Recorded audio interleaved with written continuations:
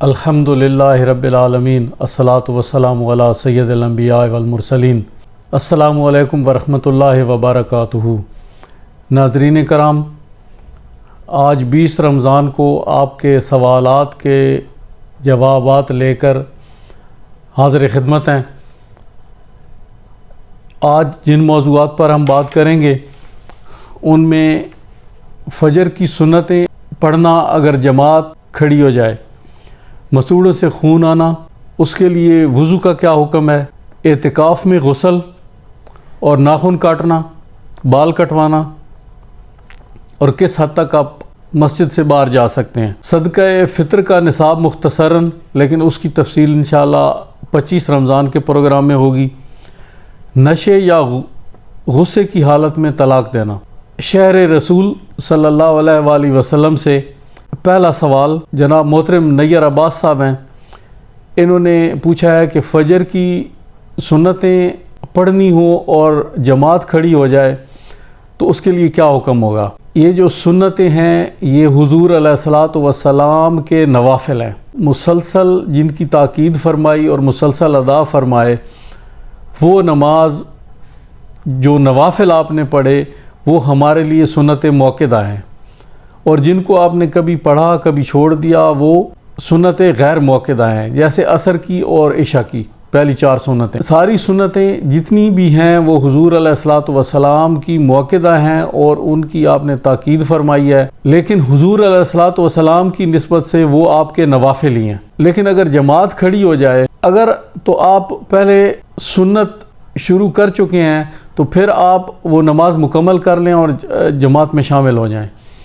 لیکن اگر آپ نے نہیں پڑھی تو حضور علیہ الصلاۃ والسلام کی ایک حدیث میں نے دمشق میں مسجد امید کے محراب پہ لکھی دیکھی تھی کہ جب میں ممبر پہ بیٹھ جاؤں تو اس کے بعد لا صلاۃ ولا کلامہ، نہ تم نماز پڑھو نہ تم کلام کرو۔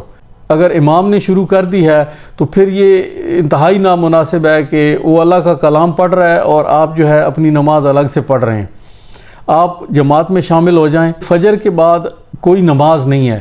3 اوقات حضور علیہ الصلاۃ والسلام نے نماز پڑھنے سے منع فرمائے ہیں۔ وہ زوال کے اوقات ہیں، جب سورج نکل رہا ہو اور سورج غروب ہو رہا ہو اور سورج نصف النہار پہ ہو، تو وہ بھی زوال کا وقت ہوتا ہے۔ اس وقت چونکہ جو سورج پرست تھے وہ عبادت کرتے تھے سورج کی، تو آقا علیہ الصلاۃ والسلام نے منع فرما دیا، اور احتیاطاً اس حد تک تاکید فرمائی کہ فجر کی نماز کے بعد بھی کوئی نماز نہ پڑھے اور عصر کی نماز کے بعد بھی مغرب تک کوئی نماز نہ پڑھے۔ اگر آپ نے نماز ادا کر لی تو پھر آپ نہیں پڑھ سکتے۔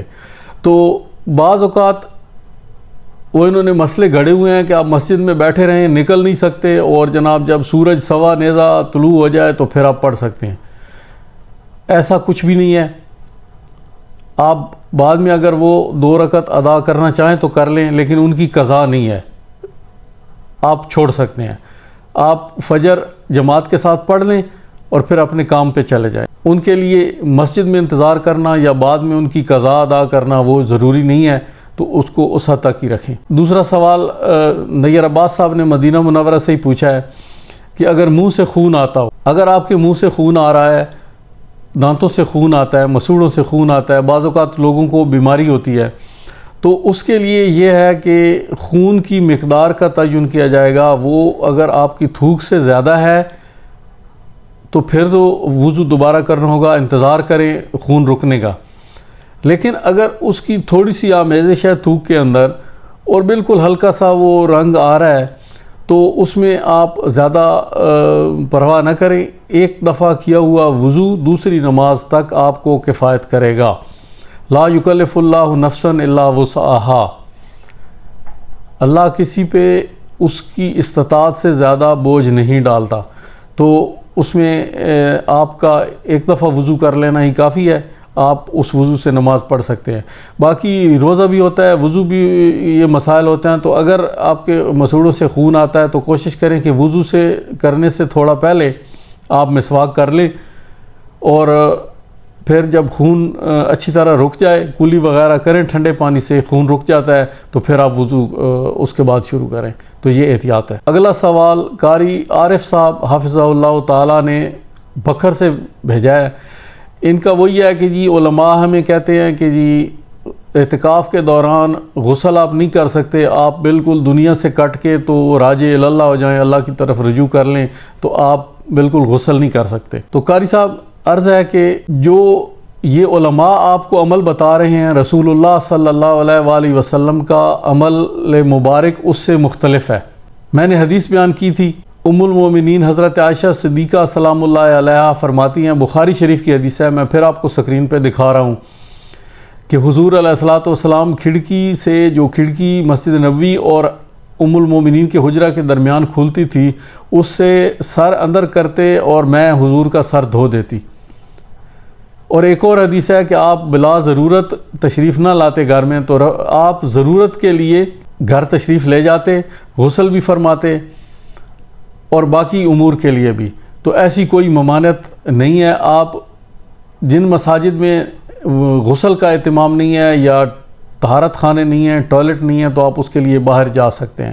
ایک حدیث مبارکہ میں آپ کے سامنے شیئر کر رہا ہوں، یہ بھی حضور علیہ الصلوۃ والسلام کی زوجہ محترمہ ام المومنین حضرت صفیہ رضی اللہ تعالی عنہا و سلام اللہ علیہا حضور سے ملنے آئیں، آپ کی خدمت میں حاضر ہوئیں اور کافی دیر آپ سے باتیں کرتی رہیں۔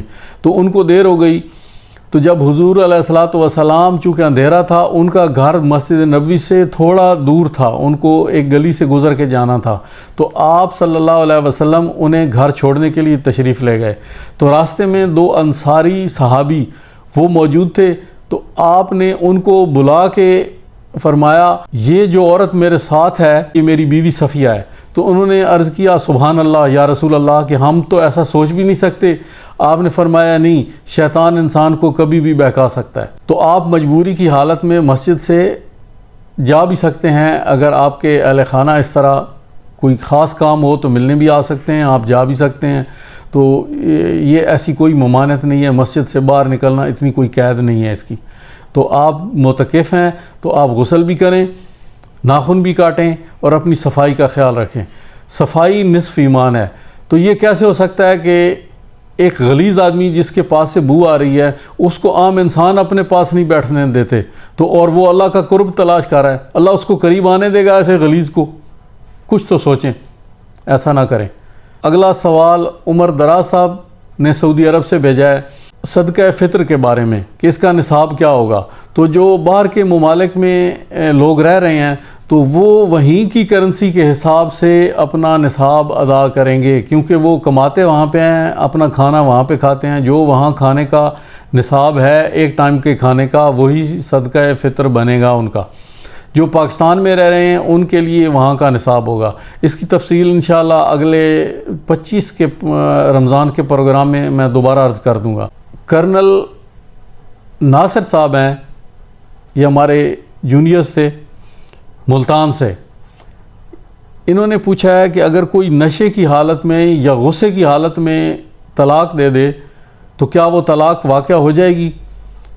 میں ویسے تو ان معاملات کو نہیں چھیڑتا، اس پہ کوئی فائنل فتویٰ نہیں دیتا کہ طلاق ہوئی ہے یا نہیں، لیکن یہ ایک جنرل مسئلہ ہے کہ نشے کی حالت میں اگر کوئی کسی کو قتل کر دیتا ہے تو کیا اس پہ پرچہ نہیں ہوگا؟ اور غصے کی حالت میں اگر کوئی قتل کر دیتا ہے تو کیا اس پہ پرچہ نہیں ہوگا؟ تو کرنل صاحب، کبھی کسی نے محبت سے بھی کسی کو طلاق دی ہے؟ یہ ہمیشہ غصے کی حالت میں ہی ہوتی ہے۔